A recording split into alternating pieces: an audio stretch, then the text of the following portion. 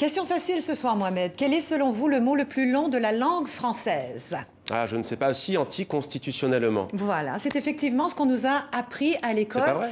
Si. Ah Bah, bon, attendez, écoutez, je vais vous le dire. Vous êtes trop pressé. Anticonstitutionnellement, c'est écrit en 25 lettres, une de moins qu'alphabet. C'est un mot qui est très très long. C'est un adverbe qui signifie contraire à la Constitution. Exemple, face à la Covid-19, certains États agissent anticonstitutionnellement. C'est facile. Ce mot fait partie de notre langue, Mohamed, depuis 1803 et d'après le dictionnaire historique de la langue française, sa réputation de mot le plus long est relative et arbitraire. On nous aurait menti. Depuis 3 ans, il y a une rumeur qui circule. Elle a été relayée il y a encore 2 semaines par un journal québécois qui l'a supprimée depuis de son site et par un magazine camerounais. Regardez, anticonstitutionnellement ne serait plus le mot le plus long de notre langue. Alors vous me demandiez si c'est vrai, c'est vrai et c'est faux en même temps. C'est vrai parce qu'il y a des mots qui ont plus de lettres qu'anticonstitutionnellement. Aminométhyl, pyrimidinyle, hydroxyéthylméthyl, thiazolium. 49 lettres. C'est un corps chimique dont le chlorure est une vitamine du groupe B.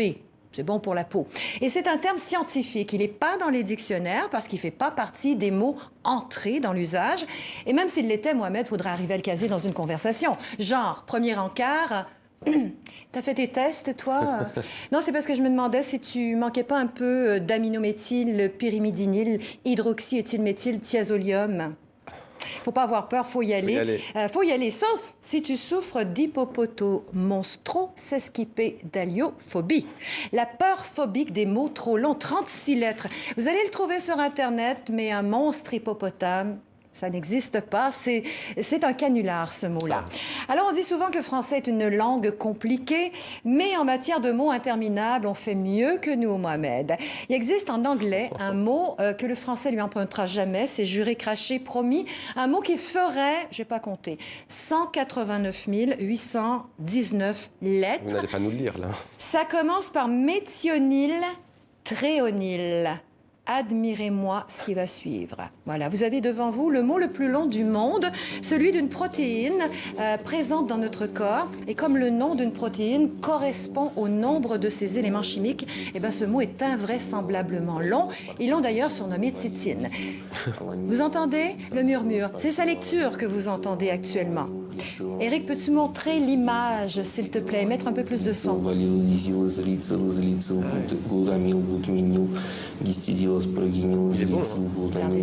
Ça continue comme ça pendant 3h30.